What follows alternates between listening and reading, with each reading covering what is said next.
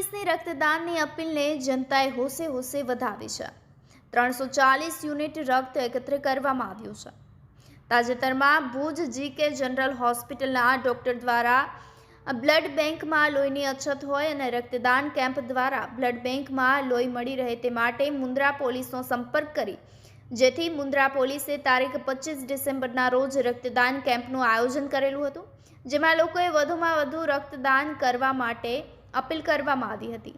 જેને અનુસંધાને Mundra police station કમ્પાઉન્ડમાં સવારથી લોકો ઉત્સાહપૂર્વક સ્વયંભૂ રક્તદાન કરવા માટે ઉમટી પડ્યા હતા।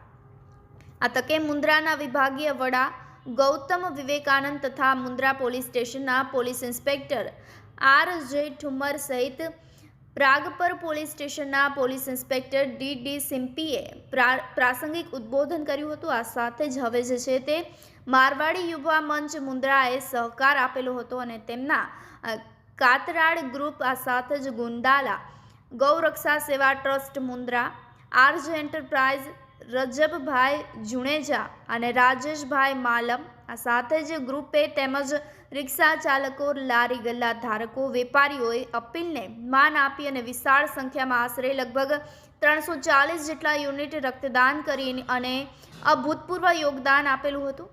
ભુજ જીકે જનરલ હોસ્પિટલ તથા અદાણી હોસ્પિટલ મુન્દ્રા તેમજ ગીતા હોસ્પિટલ મુન્દ્રાના સ્ટાફે ખડે પગે રહી અને ફરજ બજાવી હતી। તમામ રક્તદાતાઓના બ્લડના યુનિટ કલેક્ટ કરી અને તે બદલ મુન્દ્રા પોલીસ તથા પશ્ચિમ કચ્છ ભુજ પોલીસે તમામ રક્તદાતાઓને હૃદયપૂર્વક આભાર માન્યો હતો। અજય જાની સાથે ગજેન્દ્ર ચૌહાણ, અપના મિજાજ ન્યૂઝ, મુન્દ્રા, કચ્છ।